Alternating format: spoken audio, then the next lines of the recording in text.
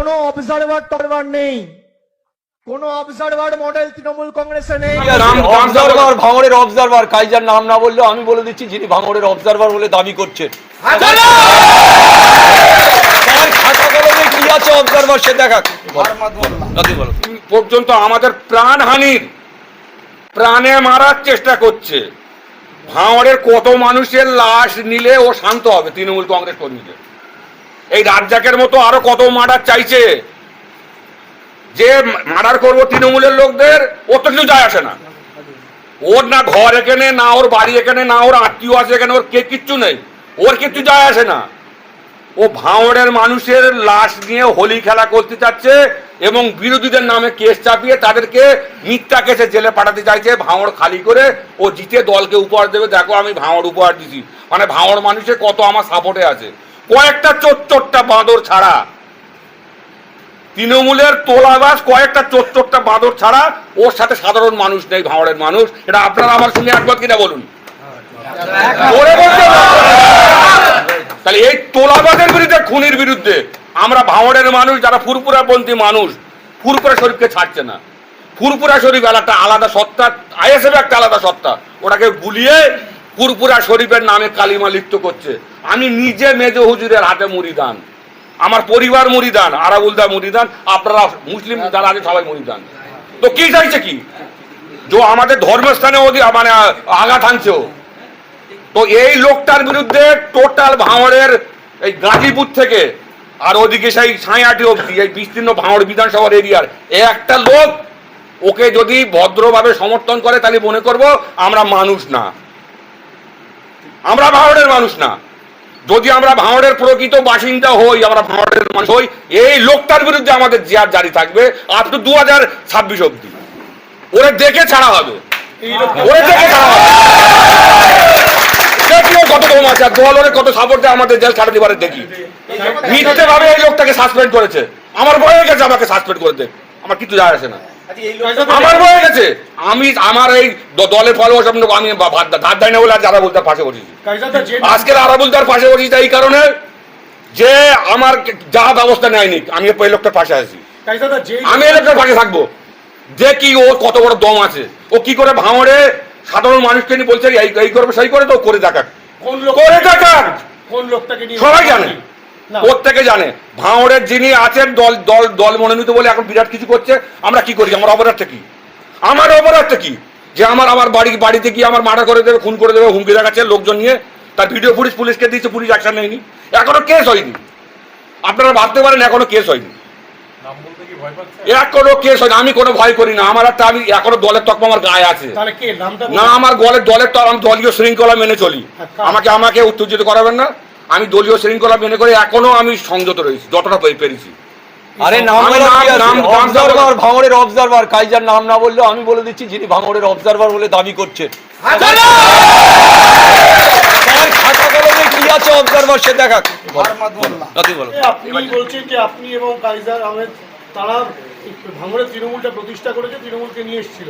এই আপনারা এখন তৃণমূলে ব্রাত্য হয়ে পড়েছেন, সেটা কি শুধুমাত্র এই শওকত মোল্লার জন্যই? আপনি বারংবার বলছিলেন যে অবজারভার এই ঘটনা নেপথ্যে আছে, অবজারভার এই ঘটনা ঘটাচ্ছে। এই শওকত মোল্লাই কি গোটা ঘটনা নেপথ্যে রয়েছে, যে পুরনো তৃণমূল আপনাদের মিথ্যাকে সত্য, 10 জনের মধ্যে মিথ্যে কথাটাকে বারবার বললে সত্য প্রমাণিত করে, এবং উনি হচ্ছে বার্তার বাহক। উনি গিয়ে উপরে আমাদের বিরুদ্ধে লাগিয়ে আমাদেরকে জায়গাটা খাটো করিয়েছে। হ্যাঁ, আমরা খারাপ মানুষ। আর উনি এবং ওনার ওই 4-5 জন হোটেল যাদের মুখের ভাষা ঠিক নেই, যেটা মেদেশে করতেছে, সেই সব লোকগুলো হচ্ছে ভালো লোক। আরাবুল দেখেন একটু আগে মিটিংয়ে বক্তব্য রাখছিল, বলছিল যে যদি সাধারণ মানুষ বিচার নিয়ে যায় এবং ওরাই যে পোশাক কটা হোটেল আছে, তারা যে কথাটা বলে দেবে যে বিকজ অফ মানি, তারা যে সবটা বলে দেবো সেই বিচার করবে। আপনাদের কাছে একটা জিনিস আমি জানতে চাই, ক্যানিং পূর্বে বিধানসভায় শুনেছি আমি, এ কাজটা ভালো কাজ, যে সকাল হলে একটা সাধারণ মানুষের জনদরবার করে, মানুষের কথা শোনে ইন্ডিভিজুয়ালি, সেটা ভালো আমরা করি। ভাঙড়ে এসে কোনোদিন এই 2-2.5 বছরে কোন সাধারণ মানুষের বক্তব্য শুনেছে ওই হোটেল ছাড়া?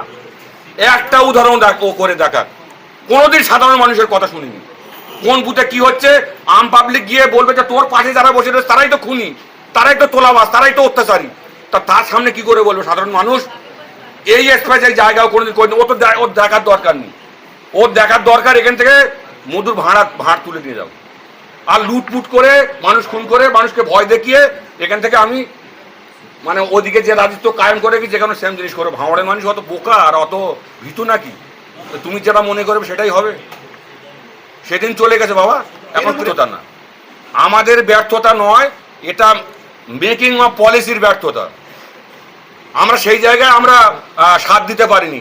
আমি তো দলে আছি এখনো, আমি খামোকা বিনা কারণে লাইমলাইটের বাইরে চলে গেলাম কেন ভাই? আরাবুলদার থেকে গেল, তার পরিণাম উনি ভোগ করে জেল খেটে উনি একেবারে যা হওয়ার হয়ে এসছে। আমি তো ভাই একটু বুদ্ধিশুদ্ধি আমার মাথায় আছে, আমি জানি যে সেম পরিণাম আমারও হবে। এই জন্যই আমি তো 23 থেকে ব্যাক গিয়ারে ফুল পিক আপ। আমি তো বুঝেছিলাম যে ওই জিনিসগুলো করবে, আমি ভাই ওই জিনিস করতে পারবো না, কারণ আমার রাজনীতি করলে যে আমার খাওয়া হবে না তা তো নয়।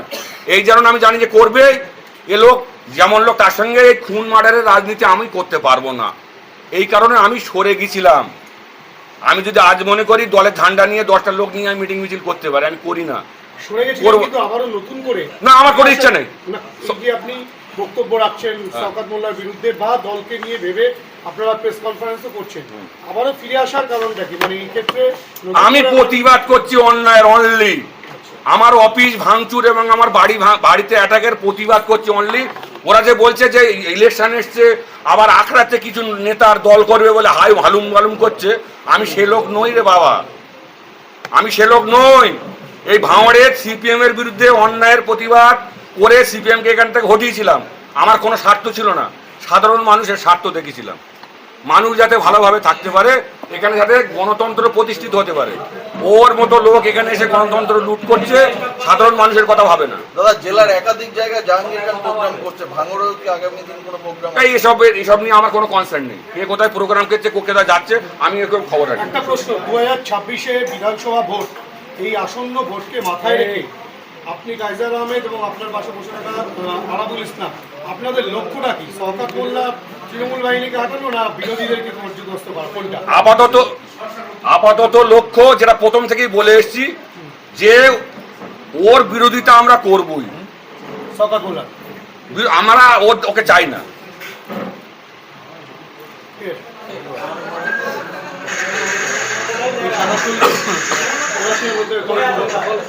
দেখুন এটা দেখুন, যারা বলছিল যে আমরা ছিলাম না, ওটা অন্য অফিস, সে অফিস, সে অফিস, এটা তো অফিসে যারা ওয়েটিং রুমটা ভেঙেছে, ওর ভিতরে ক্যামেরা পার্সোনাল রুমে থাকে না, ওখানে অনেক সম্পত্তি আমার যা ছিল, অনেক কিছু ছিল, সেগুলো পরে ওরা গিয়ে ভাঙার পরে ঢুকে গিয়ে এ করেছে, লুট করেছে। তারা আমি যাদের নামে এফআইআর করেছি তার নাম আছে, সে তো এফআইআর আপনাদেরকে দিয়েছি। না আমি এফআইআর দিয়েছি ভাই, এফআইআর 2টো এফআইআর করেছি, আপনাদের কাছে এফআইআর কপি দিয়েছি, আমি তাদের নামও লিখে দিয়েছি, আপনার ওখান থেকে দেখে নেন। এখানে কি বাহারুলের ভাই রয়েছে, সাবিরুল রয়েছে, সবাই আছে, সেও আছে, বাহারুলও রয়েছে, মানে এখানে কি সিসিটিভি ক্যামেরা ফুটেজে সেগুলো রয়েছে? হ্যাঁ আছে তো। আচ্ছা, আরেকটা আছে, দেখি দেখান, আরেকটা দেখেন, এই দেখেন, এটা দেখেন, এই দেখো, এই দেখো, এই দেখো, এই দেখো, মানে এগুলো কি বাহিনী বলে? লুমফেন বাহিনী বলে, গুন্ডা বাহিনী বলে, লুটেরা বলে। এরা লুট করতে যাচ্ছে। আগে ডাকাত যেত ঘোড়ায় করে, এরা এখন হেঁটে যায়, হাতে বোম মেশিন লাঠি নিয়ে গিয়ে দোকান ভাঙচুর করে সাটা তুলে লুট করতে যাচ্ছে। আগে পুলিশকে দিয়েছি, যেদিন ঘটনা ঘটেছে তার পরের দিন এফআইআর করেছি 26 তারিখে, সেদিন আমি সব দিয়েছি। আমি এগুলো পাবলিকলি আনতে চাইনি, কোনো অ্যাকশন নেই। আমি হাইকোর্টে অলরেডি প্রিপারেশন নিয়েছি, মানে ইনঅ্যাকশন অফ পুলিশ।